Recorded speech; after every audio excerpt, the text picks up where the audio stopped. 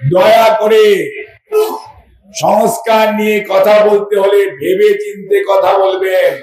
BNP কে ধাক্কা দিবেন ওই রানা প্লাজার মতো স্বরাষ্ট্রমন্ত্রী বলেছিল না, ধাক্কা দিয়ে নাকি রানা প্লাজা পড়ে গেছে। বিএনপি কে এত ঠুনকো ভাবার কোনো কারণ নেই। বিএনপি শেকড় এই জনগণের মাঝে। বিএনপি কি ইচ্ছা করলেই আপনি উপড়িয়ে ফেলার চেষ্টা করবেন বা স্বপ্ন দেখবেন বা দুঃসাহস দেখাবেন, ইনশাআল্লাহ বিএনপির শিকড় শহীদ জিয়াউর রহমান এই দেশকে যেমন মুক্ত করেছেন, এই দেশে নিজের আত্মত্যাগের মাধ্যমে এই দেশে যেমন নিজের স্থান করে গেছেন, একইভাবে দেশনেত্রী বেগম খালেদা জিয়াকে অনেক অপমান, অনেক নির্যাতন করেছে বিগত স্বৈরাচার, কিন্তু আল্লাহ রাব্বুল আলামিন চেয়েছে ভিন্ন জিনিস।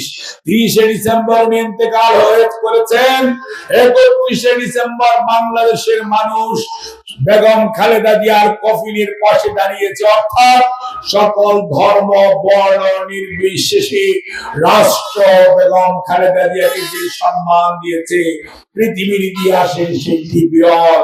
কাজেই মনে রাখতে হবে, সম্মান দেওয়ার মালিক আল্লাহ এবং সম্মান নেওয়ার মালিক আল্লাহ।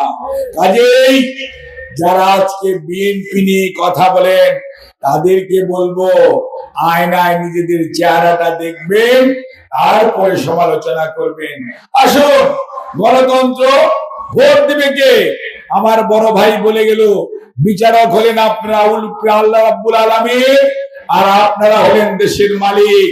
12 তারিখে আপনারা সিদ্ধান্ত নিবেন কাদেরকে আপনারা আপনাদের দায়িত্ব দিবেন। এখানে জোর জবরদস্তি কিচ্ছু নেই। আমরা আমাদের কর্মসূচি আপনাদের সামনে উপস্থাপন করেছি, অন্যরাও করবে, সেই আলোকে আপনারা সিদ্ধান্ত নিবেন। আমরা বিনীতভাবে অনুরোধ করতে চাই, বিএনপি অত্যন্ত স্পষ্ট কথা বলে, বিএনপি প্রতিশোধে বিশ্বাস করে না, বিএনপি প্রতিহিংসায় বিশ্বাস করে না, এবং বিএনপি কোন ধরনের সন্ত্রাসী, চাঁদাবাজি, দুর্নীতি, দখলদারিত্বকে প্রশ্রয় দেয় না।